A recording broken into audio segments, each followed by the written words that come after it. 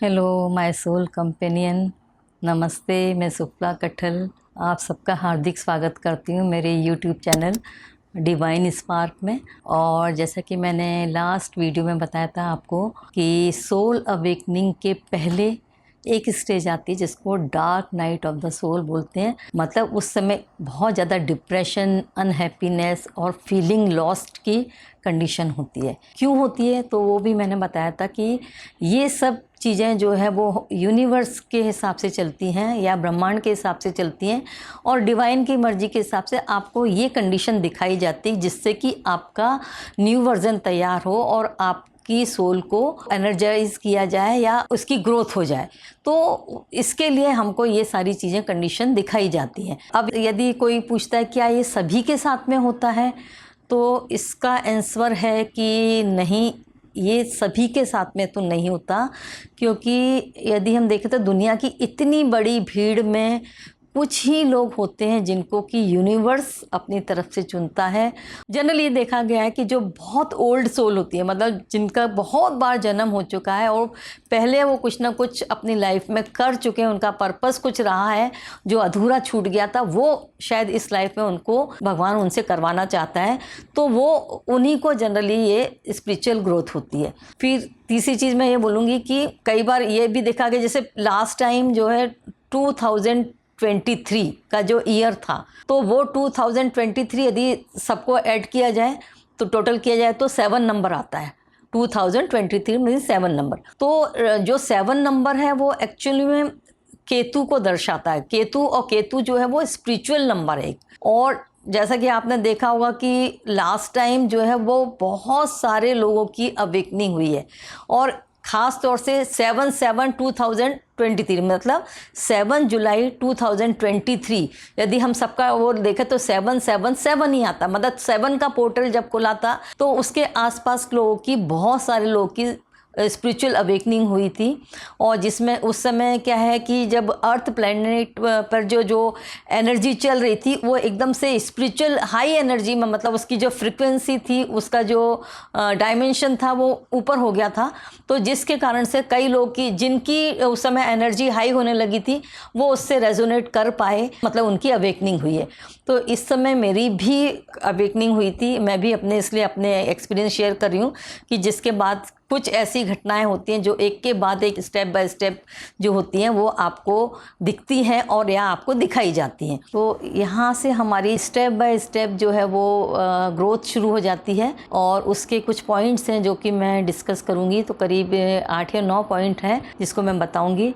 तो सबसे पहले तो हमारा फर्स्ट पॉइंट है चेंजिंग पर्सपेक्टिव या थॉट्स कन्वर्ट इनटू एक्शन। मतलब अब आप भी वही हो, दुनिया भी वही है, लोग भी वही हैं, सिचुएशन भी वही है, सब कुछ वही है, लेकिन आपका देखने का, सोचने का, समझने का नज़रिया चेंज हो जाता है। अब आप दुनिया को दूसरी नज़र से देखने लगते हो। अब आपको लगता है कि ये सब जो चल रहा है मोह माया सब बेकार है। अब यहाँ से आपकी थॉट प्रोसेस जो है वो चेंज होना शुरू हो जाती है।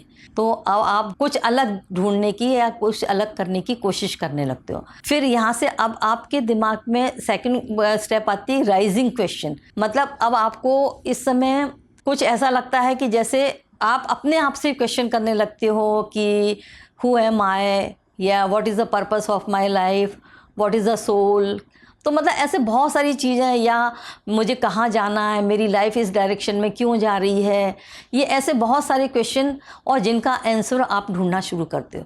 तो आप जैसे ही क्वेश्चन करते हो और आप ये देखेंगे आपके आंसर भी मिलना शुरू हो जाएंगे। अब यहाँ पर जो होता है ऑफन सीइंग एंजल नंबर। आप यहाँ ये देखेंगे कि आपको एंजल नंबर, अब एंजल नंबर के बारे में मैं बाद में आपको डिस्कस करूंगी, क्योंकि एंजल नंबर मतलब 1 से लेकर 9 नंबर जो है वो हमारे हर नंबर की जैसे अलग अलग जो फ्रिक्वेंसी है। लेकिन कुछ नंबर जैसे 11, 111, 222, 444 या इस टाइप के जो भी नंबर है, मतलब जिसको कि एंजल नंबर हम बोलते हैं, तो ये हमको हर जगह दिखते हैं। मतलब ये है कि जब आपकी अवेकनिंग शुरू होती है तो आप अक्सर देखेंगे कि जैसे आपने सपोज आपने एकदम घड़ी देखी तो मालूम चला कि घड़ी में 11:11 हुए, मतलब 11:11 आपको दिखा। या आपने जो है वो घड़ी देखी तो मालूम चला 12:12 ही एकदम हुए। या 111 दिख रहा है, कभी 444 दिख रहा है, कभी 222 या 333, कोई भी नंबर मीन्स, या 1234 या इस टाइप के, या 369, ऐसे कुछ नंबर जो कोड नंबर हैं जो कि काफ़ी मायने रखते हैं। मतलब ये एंजल नंबर होते हैं जो कि आपको दिखाए जाते हैं, और या आपको ड्रीम के थ्रू आपके सपनों में, या आप जैसे कोई रेडियो चालू किया और मालूम चला कि आप जो आप सोच रहे थे और उसके जो गाने के जो अल्फाज थे वो उसी टाइप के हैं, जो कि आपको उसका आंसर मिल गया। या सपोज आपने एकदम से इंस्टाग्राम खोला या कोई भी चीज़ खोली, आपको उसकी पिक्चर मिल गई या आपको उसकी वीडियो मिल गई। तो कहने का मतलब है कि आपने जो क्वेश्चन सोचा आपका तुरंत आंसर मिलने लगा है। मतलब यहाँ पर एक मैजिक शुरू हो जाता है। अब तीसरी चीज़ होती है कि you will see synchronicity. Synchronicity मतलब आपने जिस चीज़ की इच्छा की और तुरंत आपके सामने वो चीज़ कई बार आ जाती है। मतलब सपोज आपकी इच्छा हुई कि मुझे ये खाना है, और आपको नहीं मालूम कि उसी समय आपको मतलब कहीं से कोई खाने का बुलाना आ जाए और आप वहाँ जाओ तो आपको वही चीज़ मिल जाए। या बाय चांस घर में किसी ने, बच्चे ने कोई चीज़ बुला ली और मालूम चल जाता है कि वही चीज़ आप खा रहे हैं, या कोई भी चीज़ देखने की या कुछ करने की, और वो सारी चीज़ें आपके साथ में रेजोनेट करने लगी। मतलब वो आपको एकदम मिलने लग जाए। मतलब यहाँ पर कहीं ना कहीं यूनिवर्स की तरफ से ये सारी चीज़ें, घटनाएं शुरुआत हो जाती है। फिर यहाँ पर फोर्थ स्टेज आती है कनेक्ट विथ नेचर। अब यहाँ पर आपने देखा होगा कि अब आपको लोगों की भीड़ में जाना पसंद नहीं होगा। अब आप जो है वो नेचर से ज़्यादा कनेक्ट होना शुरू कर जाते हैं। मतलब इस समय अब आपको लगेगा कि पेड़ पौधों के पास में बैठूं, पहाड़ों पे घूमें, या नदी किनारे पे जाके बैठें, या कुछ ऐसी चीज़ें जो नेचर से रिलेटेड हैं, वो चीज़ें आपको बहुत ज़्यादा मतलब अट्रैक्ट करती हैं और आप उनमें जाना ज़्यादा पसंद करते हो। मतलब अब आपको भीड़ भाड़ वाली जगह या डांस, डिस्को या उन चीज़ों में उतनी ज़्यादा रुचि नहीं रह जाएगी, या आपको बाहर के खाने में, होटल में, इस इसमें आपको उतना ज़्यादा मज़ा नहीं आएगा जितना कि आपको जो है नेचर के साथ में रहने में ज़्यादा मज़ा आएगा। तो यहाँ ये ऑटोमेटिकली आपके हैबिट्स कुछ चेंज होने लगती हैं। इसके बाद आता है एक अटैचिंग विथ सेल्फ। मतलब अब आप अपने आप से जुड़ने लगते हो। अब आपको अपने साथ रहने में जो आपका ऐसा लगता है कि अब मेरे साथ कोई ना रहे, मैं अकेले में अपना समय बिताऊं, और आप अपने आप को समय देते हो, अपनी अंदर झांकने की कोशिश करते हो, अपने अंदर क्या आपको सीखना है, क्या क्रिएट करूं, क्या मैं अपनी स्किल बढ़ाऊं, या ये सारी चीज़ों पे आप ध्यान देने लगते हैं और आपको लगता है कुछ नया मुझे करना है।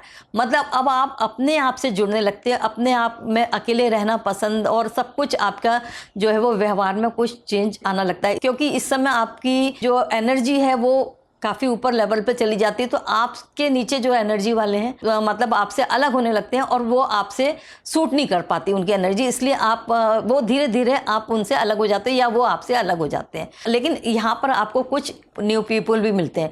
मतलब कुछ ऐसे लोग मिलेंगे जो आपकी स्पिरिचुअल जर्नी को आगे बढ़ाएंगे, उसमें हेल्प करेंगे। वो कैसे? जैसे कि अपन यदि बोलें कि कहीं हम सफ़र में जा रहे हैं, बहुत सारे लोग एक साथ हैं ट्रेन में या कहीं भी, तो जिसकी जहाँ डेस्टिनेशन होती है वो उतर जाता है, लेकिन कुछ ही लोग होते हैं जो आपके साथ तक चलते हैं। वो जो लोग जो आपके साथ चल रहे हैं, मतलब वो उनका भी डेस्टिनेशन आपके साथ में है। मीन्स वहाँ ऐसे कुछ लोग होंगे जो आपकी हेल्प भी करेंगे और आपको बहुत गाइड भी देंगे, और आपके कई गुरुजन मिल सकते हैं, कुछ टीचर हो सकते हैं, या कुछ ऐसी वीडियो या बुक्स वगैरह ऐसी आपको मिलती हैं जो कि आपकी स्पिरिचुअल जर्नी में हेल्पफुल होती हैं, क्योंकि यहाँ आपका पूरा माइंडसेट चेंज होने लगता है।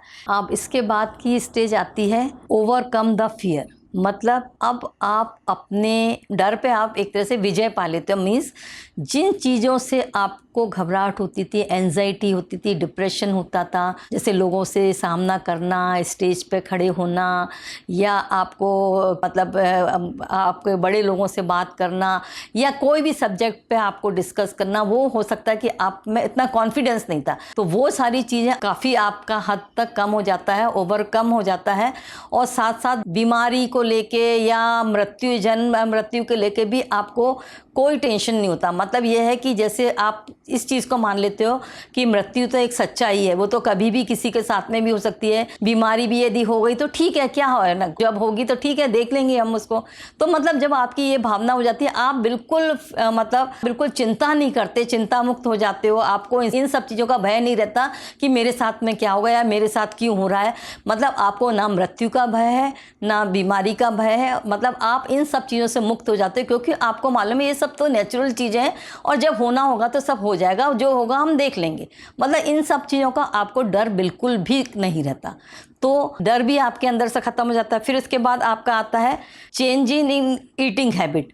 मतलब आपकी होता है कि changing in eating habit means आपकी खाने पीने की जो आदतें हैं वो आपकी काफ़ी हद तक चेंज हो जाती है। अब आपको वो होटल का खाना या आपको बाहर से ऑनलाइन ऑर्डर करना या आपको बहुत ज़्यादा स्पाइसीज फूड वगैरह वो ज़्यादा आपको सूट नहीं करेंगे, या फिर आपका खाने को मन नहीं करेगा। अब आपकी खाने की जो हैबिट है, अब खाना बनाने में, खाना खाने में भी आपको इंटरेस्ट नहीं रहेगा। तो यहाँ पर सारी आपकी जो पुरानी हैबिट थी या कुछ थी तो काफ़ी हद तक चेंज हो जाती है। अब आपको नेचुरल चीज़ों पे हल्का फुल्का खाने में ही ज़्यादा अच्छा लगेगा। तो यहाँ पर ऑटोमेटिकली जो है वो आपकी हेल्थ के हिसाब से ईश्वर की तरफ से ये सारी चीज़ें आपकी होने लगती हैं। फिर सबसे आखिर में जैसे आपका होता है रेगुलर मेडिटेशन एंड रीडिंग। अब यहाँ पर आपको समझ में आने लगेगा कि मुझे मेरी सोल के लिए क्या चीज़ सही है, क्या गलत है। तो आप रेगुलर मेडिटेशन, मतलब it is a food of the soul. मतलब मेडिटेशन उसको बोलते हैं, it is a food of the soul. मतलब उसको भी एक भोजन की ज़रूरत है। तो अब आप अपने सोल के लिए सब करना शुरू कर देते हो और डेली आप कुछ ना कुछ रीडिंग कर रहे हो या कुछ ना कुछ ऐसी चीज़ देखोगे जिसमें कि आपको नॉलेज मिले, आपका स्किल बढ़े, आपकी क्रिएटिविटी बढ़े। मतलब अब आपका इंटरेस्ट पूरा हर चीज़ से हटके अब आपका उस चीज़ में फोकस हो जाता है। तो ऐसे करके आपकी बहुत सारी जो आपकी आदतें हैं, अब आप नेचुरल चीज़ में जाने लगते हो। जितनी भी नेचर की बनाई हुई जो नेचुरल चीज़ है, जैसे बर्ड्स हैं, बटरफ्लाई हैं और फेदर्स वगैरह हैं, ये आपको बहुत दिखने लगते हैं और ये इन चीज़ों से आप कनेक्ट हो जाते हो। मतलब आपको अच्छा लगने लगता है। तो ये धीरे धीरे स्टेप बाय स्टेप आपके साथ में होने लगती हैं। तो ये सारी चीज़ें जब आपकी अवेकनिंग होती है तो ये आपको सब देखने को मिलती हैं। तो थैंक यू। आगे की वीडियो में मैं एंजल नंबर के बारे में भी बताऊंगी कि एंजल नंबर क्या होता है या सिंक्रोनिसिटी वगैरह क्या होता है, इसके बारे में मैं थोड़ा सा आपको बताऊंगी। और इसी समय हमारी एक और चीज़ होती है जिसको हम बोलते हैं इनर वर्क। अब यहाँ पर हम अपने आप पे ध्यान देना शुरू करते हैं। मतलब इनर वर्क मतलब अपने अंदर काम करना शुरू करते हैं। तो वो इनर वर्क का भी मैं आपको बाद में इसके लिए वीडियो बताऊंगी। तो thank you for watching my video. यदि आपको पसंद आई है तो कृपया इसे लाइक कीजिए, शेयर कीजिए, सब्सक्राइब कीजिए, कमेंट कीजिए और बेल आइकन को प्रेस कीजिए। तो आपको आने वाले नोटिफिकेशन भी मिलेंगे। Thank you.